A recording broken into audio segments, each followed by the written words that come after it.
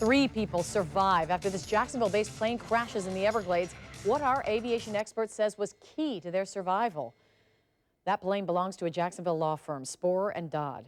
2 of the firm's attorneys were on the plane when it went down. They took off this morning from Jacksonville Executive at Craig Airport and crashed in the Everglades about 16 miles west of their destination, Fort Lauderdale Executive Airport.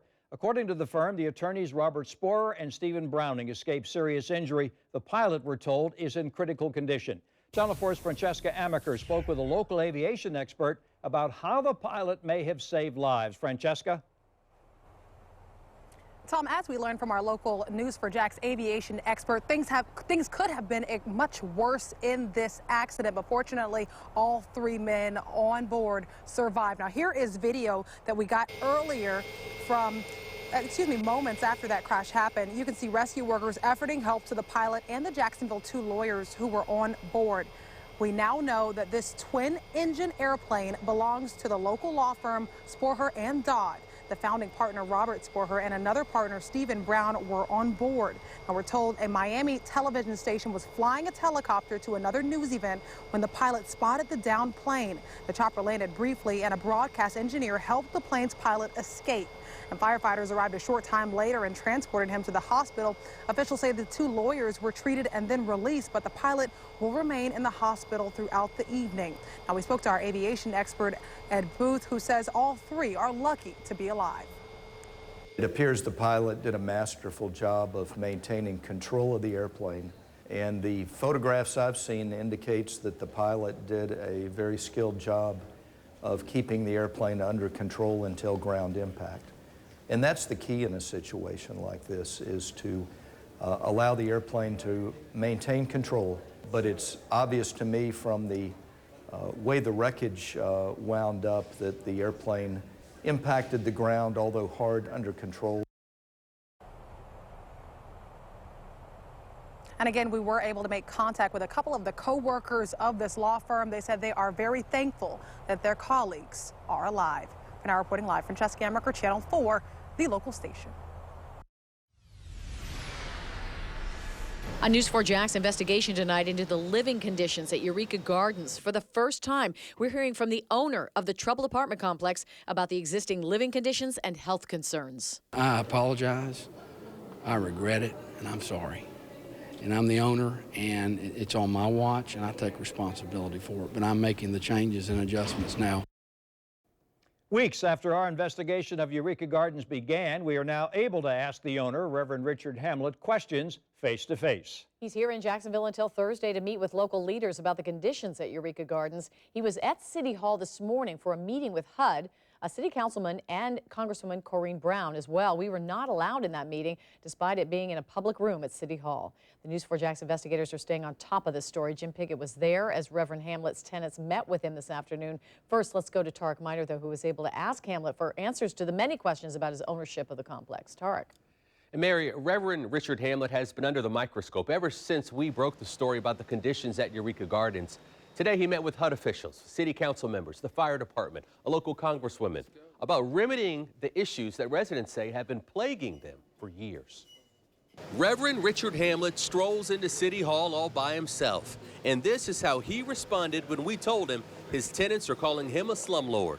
That is a poor word and an accurate word to describe us. We care for our residents. I could show you thousands of other slumlords in America.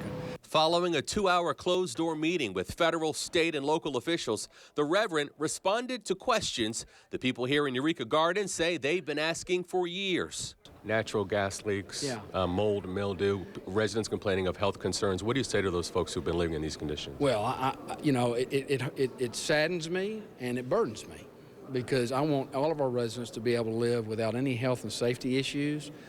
Some of these issues have gravitated over time. Reverend Hamlet says he invested in Eureka Gardens 3 years ago to become part of the solution to fair and equal housing. He says he invested $3,000 into each apartment with the plan of investing more money as time went on. He says he was unaware of the unsightly living conditions up until September. Hamlet apologizes for the gas leaks that sent 4 people to the hospital, the mold, and even the crumbling stairwells. I apologize, I regret it, and I'm sorry. and I'm the owner, and it's on my watch, and I take responsibility for it. But I'm making the changes and adjustments now. Hamlet committed to the following: immediate air quality testing and mold testing for all 400 units, a moratorium for 30 days on the 10-day eviction warnings. He also agreed to reimburse all the tenants $50 for having their air conditioners repaired by an unlicensed worker. He also agreed to reimburse the city for hazmat and fire department call-outs, and he's paying for transporting residents to the hospital. Hamlet, who walked the grounds of the apartment complex himself today, admits that a lack of oversight over the years led to its overall decay in several units. In hindsight, what could you have done differently? In hindsight, I think possibly maybe, and we just bought this less than 3 years ago. I think probably after we got through our first 2 years of doing improvements and spending the money, I said on upgrades on the property, would have been maybe a year ago to have some maybe more intensive independent folks coming in to look at the units. That's something that we're incorporating now as an owner that's not managing the property. We're bringing in another layer of oversight to look out over our professional management companies.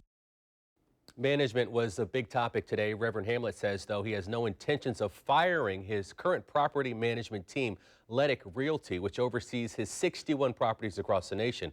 But he does say he's planning on making some personnel changes locally at Eureka Gardens. Now, when it comes to those repairs, he says he's completed 45% of the repairs to the property. The city is going to be re-inspecting the property on November the 5th. Were you able to find out more about the contract that Hamlet has to run the property? Interesting enough, HUD's contract with Hamlet expires March of 2016. So it is possible that HUD could not renew that contract, and then they would have to do the whole process again and vet it to another buyer. But according to HUD, that would be a very unlikely situation. But it is a possibility, especially with all the expenses that now he is incurring trying to repair it. Thank you, Tarek. They have had work orders. I have called in work orders. What unit number are you? I am in 329. Okay. After I meet with Pastor Marq, I'm going to go back to the office and I'm going to see what's going on. It's not just one apartment. No, it's not. No, it's not. It's the whole complex, Mr. Hamlet. Exactly. Exactly. Residents of Eureka Gardens coming face to face with Reverend Hamlet, demanding to know when living conditions will be improved. As you just saw, the tenants we spoke with remain frustrated. They say the problems with their homes are still intolerable.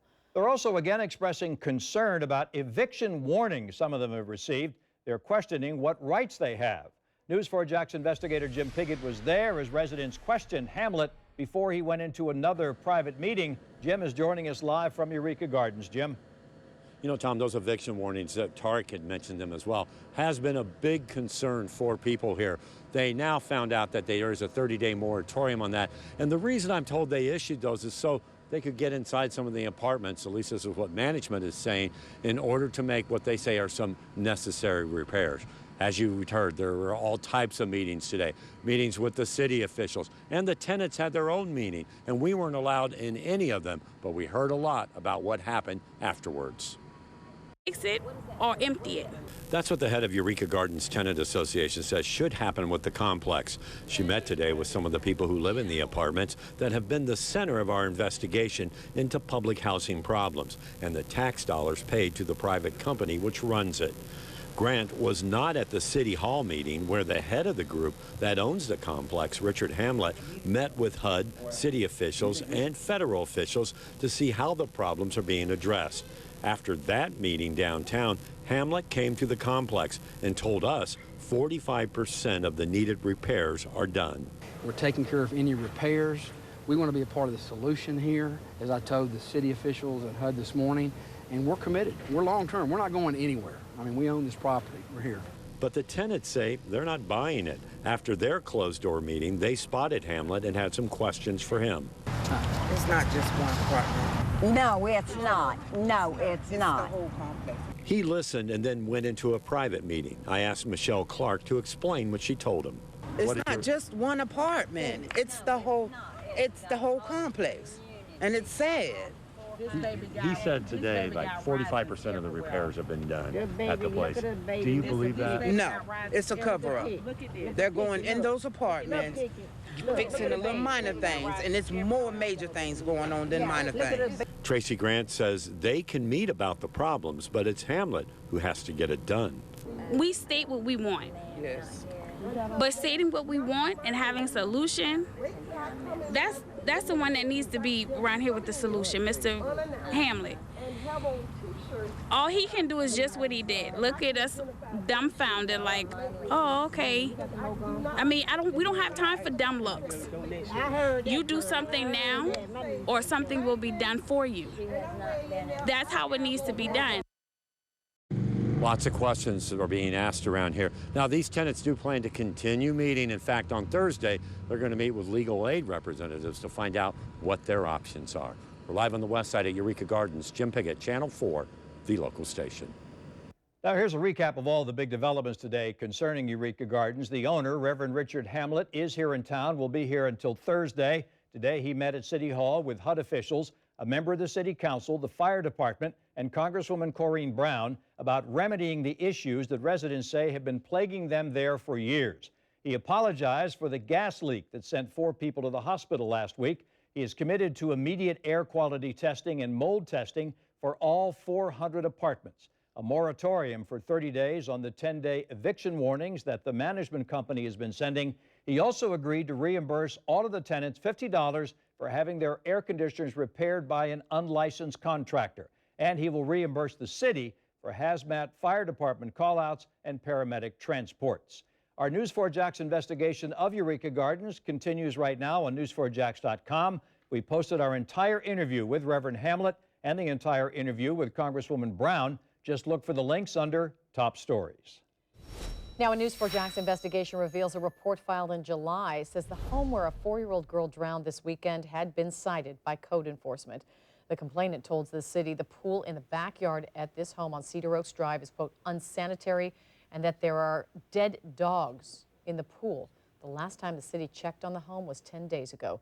The report says the violations were not corrected, but have until April 21st, 2016 to fix the problems. Well, neighbors say the swimming pool where 4-year-old Alana Scott drowned yesterday afternoon has been a problem for years. One of the citations we found says, quote, water clarity and quality is a threat to or endangerment to public health and safety due to lack of visibility of the main drain gate. The police report says the little girl's grandmother reported she was missing for about 5 minutes and feared she may be in the pool. When rescuers arrived, they jumped into the pool to search for the child and found her, but it was too late. Alana's parents reached out to us and said she was the youngest of their 3 children. The family has set up a GoFundMe account for Alana's funeral expenses. Go to news4jax.com if you would like to contribute. I'm Channel 4's Heather Lee. The controversial bear hunt lasted just 2 days. It ended early. What people are saying, I've got their reaction coming up.